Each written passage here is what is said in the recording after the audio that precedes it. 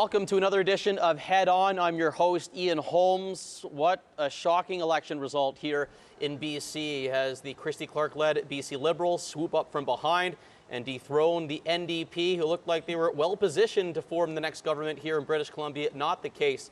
And two very well-equipped local figures to break down the recent election results here in Nanaimo. Allan Warnke, Vancouver Island political science professor, former Liberal MLA, and also NDP MLA-elect for the Nanaimo riding, Mr. Leonard Krog. Let's start with you, Allan. An election night shocker. What happened recently with those results trickling in? I think it dumbfounded everybody, myself, and I'm sure you too. It stunned even the Liberals. It stunned everybody because no one, I can guarantee you this, no one during the weekend had even had an inkling of what was happening and that sort of thing. It's true enough, perhaps maybe those on the ground in the Liberal Party doing the campaigning and whatnot, they sensed something and so on, that's obvious. But not even among Liberal campaigners did they really anticipate such a turnaround and such a contradiction to the polls, because every reputable, credible poll had the New Democrats leading by 9%, 8 or 9%. And certainly poised to form a majority government. There was no reason to think that your NDP would be in office, Leonard. I know you were certainly anticipated that. There was no reason not to think that. What were you thinking? I hear in your downtown Nanaimo campaign office, watching the results trickle in. What came to mind as you saw what was unfolding? I would say the term shock. Gobsmacked is another term I've used lately. I think three things happened. I think there was complacency among people who wanted change and were going to vote NDP. There was certainly a factor. Certainly the negative campaigning by the Liberals, the vicious personal attacks on Adrian certainly had their impact. There's no question about it. I think the what is regarded as a flip-flop by Adrian around the Kinder Morgan pipeline also was a major factor. There will be other things that will play out, but I think those three things, not necessarily in the order in which I mentioned them, played a role in determining how the campaign finished. Because at one point, not long prior to the election, something like, 63% of British Columbians said they wanted to change in government. 63%. And at the end of the day, we ended up with 45%, 44.8, I think to be precise, of the population who bothered to vote, and that's a factor too, voting for the BC Liberals, which was no change. Did the Liberals get the vote out? Did the NDP not get the vote out? Do you guys have any inclinations on that side of it? Yeah, one thing I am gleaning from is that the Liberals had really targeted 30 ridings and just did not, they just didn't bother with the rest. They focused on 30 where they had to win. And as a result, they were perhaps maybe in a better position to ensure to get their vote out compared to the NDP. I think that is a problem. There are other factors as well. I think perhaps maybe some of the negative campaigning, as you're pointing out, Leonard, perhaps maybe the Adrian Dix in particular, but the NDP in general could have responded, I think. My favorite was Christy Clark insisting that we are going to end the debt when it was under her watch. She increased the debt by 50%, and that should have been stomped on. But this goes back to that debate. Yeah. The leadership debate was a draw, and from there on, I think you could see some problems. And I think you identified too. The Kinder Morgan case was an event that everyone could sort of focus on and say, oh, okay. And that is the event that actually changed the course of the election. I think to go back to just the language you used when you opened us today, it almost sounds like the NDP lost. The reality is we were in government. And right. So the argument becomes, did the Liberals win the election or did the NDP lose it? And I think perhaps emphasizing the NDP lost it to some extent may be accurate. The party should have responded with negative advertising in the sense that it would have emphasized the BC Liberal record. You know, we've had 5 deficits in a row when they're running on sound fiscal management. That's their claim to fame.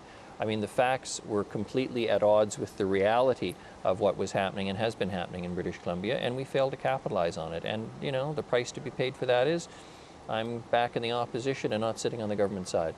So based on the trajectory of what we saw the last 4 years, the Liberal government were tail spinning. There were problems with the leadership with Christy Clark, and then suddenly the election campaign comes in. So how much does this heighten the importance of the election campaign? You talked about the Kinder Morgan flip-flop maybe hurt the NDP, but there is some Liberal flub-ups as well that could have been exposed as well. So campaigning itself, there's a perception that Christy Clark absolutely out-campaigned Adrian Dix. Leonard, what kind of value to put on the campaign performance of both Mr. Dix and also Christy Clark? There is no question that campaigns matter, and I think Adrian's phrase was what elections belong to the people, and they do.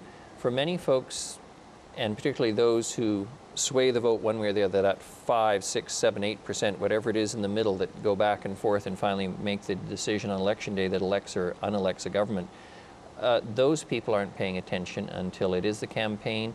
You know, Christie's a great campaigner, the big smile, everything's wonderful, the economy's going to be great, we're all positive, it's all grand.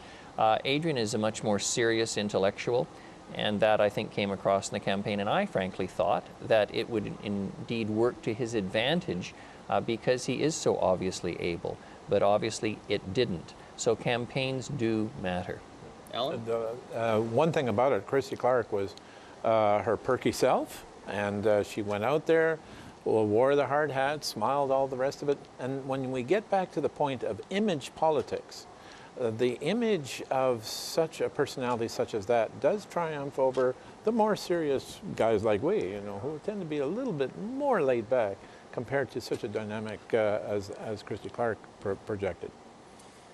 Adrian Dix is NDP leader. This is going to be a hot button topic coming up for the next little while. He comes out and announces, I'm going to stay on for now. There's a comprehensive review of the campaign of the NDP. There's also a party convention scheduled for November. So this may be temporary, but at least his aspirations, the body language coming out, he's going to be around at least for the time being.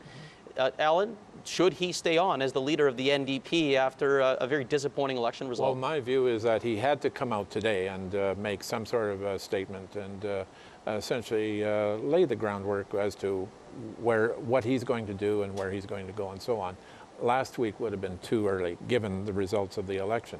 But there's some time yet. The legislature is not going to sit for a little while. Christy Clark has to win a by-election, so we'll be going through the summer and that sort of thing. So it is appropriate for Adrian to act as sort of even like an interim leader for the time being. But I would caution this, is that once you get into the legislature, then at that point, I think Adrian has to sort of make the announcement, the parties to establish a leadership convention and have an interim leader. And I'll tell you why, because in the legislature, where it can be a real ruthless forum, the finger will be pointed at Adrian. Well, you've seen it yourself. That's the reason why they're over there and we're over here, and we're going to hear that ad nauseum. And so at that point, I think Adrian will probably have no option but to give that announcement to the party then. Does Adrian Dix have the confidence of one Leonard Krog? I must tell you that as a leader of a caucus, he has been outstanding. He's brought the party together. He's incredibly intelligent. He's hardworking. He cares. He's passionate about the job. Having said that, I think he had no choice but to make the announcement he did today, which was simply, look, I'm staying on. There is a party process that involves a leadership review at the convention in November. The party would not be well served by him stepping aside now, even if that was his inclination, and I suspect it's not. We need to rebuild. We need to examine, as I say, poke the entrails of the goat and determine what happened in the campaign, figure out where we're going, what strategies we would employ, what things we'd change. There will be time for the question of leadership to be discussed. This is not the time to do it. It would distract from the necessary work of going back and looking at the election. So I think he said absolutely the right thing today. Allan, when the dust settles, will there be a perception that within the NDP camp, hey, Adrian Dix, as Leonard described, did a lot of good work for the NDP, got us to this level, but maybe it's somebody else that's going to take this party over the top? Yeah, definitely will at this stage. And I, too, I have to express my respect for Adrian. I've known him in other capacities, and I agree, too, highly intelligent, very articulate, and as a matter of fact, observing the last few years, he's been one of the most articulate, effective critics in the legislature, and I think that's the reason why a lot of people thought he was a leader. But now, given this situation, no, he has no option but to not seek a second term as a leader. I'm wondering if this Liberal government is really ready to govern right now. It's been very transitional. Christy Clark's been fighting to get some credibility within her own party, hasn't done much governing legislation-wise for quite some time, and now we have 4 more years suddenly of the Liberal government coming in. She's not even an elected MLA right now. She'll have to win in a by-election. So there's a lot of subplots here that sort of start off the term. It's going to be on a bit of a rocky foot. Leonard, what are you expecting from the Liberal government here over the next 4 years? Well, after 2 years of campaigning, one would hope they've developed some sort of legislative agenda that they're ready to fly with. My suspicion, in fact, is just the opposite, and I don't wish to sound overly critical, but whatever talents Ms. Clark may bring to the office of Leader of the BC Liberals as a campaigner, I think it's very obvious that some of the brighter talents in that caucus, people who could have provided the kind of gravitas to her cabinet, have left, whether it's the Kevin Falcons or the George Abbotts or the Colin Hansons. So I'm not expecting a big legislative agenda, and if it is, I hope that they have the good decency and common sense not to jam it through with closure, as they've done most of the legislation the last couple of years, so we don't have to come back in the session following and try and fix the mistakes. I'm not expecting a big agenda. The first item is the budget.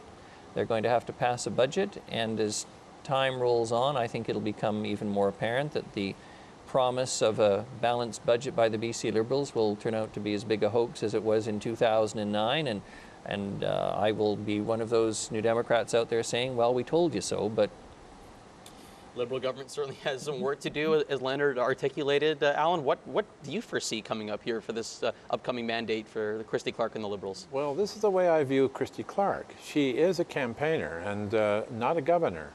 And this will be a monumental task for her to make that transition from a campaigner, what she has been all throughout her career. She's a campaigner, she's not a governor. And if you look at her record where she has got into trouble, it is actually when she starts taking responsibility for questions in the ministry and that sort of thing. So she's going to have to be a real quick study now in making that transition from campaigning to governing. And this could be a potential for a weakness here. I agree with Leonard. I'm not going to expect a whole heck of a lot from the first session especially. And we'll see over time, maybe after 2 years, just what kind of an effective governor she will be, what kind of an executive she will provide here. I mean, they have the mandate. There's 53 seats so far elected for the Liberals. So certainly they've been, have at it. There it is, 4 years. You have the majority government. This will be very interesting to see. Is there something different, perhaps, that we'll see from the Liberal government? Is there? I mean, Leonard, you have a sort of the frontline look in the House. Is there? You're expecting not much in terms of content, but certainly there has to be, a way of governing that Christy Clark will implement here. Well, look, the Liberals face this fundamental problem, which is the question every Western democracy faces and which politicians, particularly on the right, refuse to accept. And that is that people expect a level of government services in a civilized society and tell them at the same time they don't have to pay for it. And that rub has led to tremendous deficits in places like Greece and the United States, and even at the federal level under the Conservatives, who took us from balanced budgets under the Liberals nationally to deficit budgets. Now you can argue about the source of that being economic collapse around the world, et cetera, et cetera. But the truth is, until they're prepared to address that fundamental question, they will not be able to rely on an uptick in the economy flowing through high natural resource prices to pull them out of this. And Christie's going to have to come back to the folks and say, oops, we're sorry, we're going to have to cut services or raise taxes. Well, that's the kind of discussion that I think this campaign should have been about, and it wasn't. But those are the realities, and people are not stupid out there. They get it. But enough folks blissfully think that somehow some government will be able to avoid that question, and the only way you avoid that question is by further deficit spending, which over the long haul is not good public policy. In the short term, may be good public policy. On the long haul, bad public policy. It also might feed into a real problem for her, because she has put it out there so many times, we've got to eliminate the debt. How do you eliminate the debt if in fact you're running up deep deficits? So this is actually a huge challenge that she's going to face. And frankly, I don't see how it's going to be done. Guys, thanks so much for your time. Allan Warnke, VIU political science professor. Also Leonard Krog, he's the NDP MLA-elect for the Nanaimo riding. Gentlemen, thanks so much for your insight. This has been great. Thank you. Our pleasure, yeah. A look at the election victory for the Christy Clark and the BC Liberals, and some insight here from Mr. Warnke and Mr. Krog. Really appreciate their insight as always. That has been another edition of Head On. I'm Ian Holmes, looking into the in-depth issues that really matter around Mid-Vancouver Island. Tune in next time.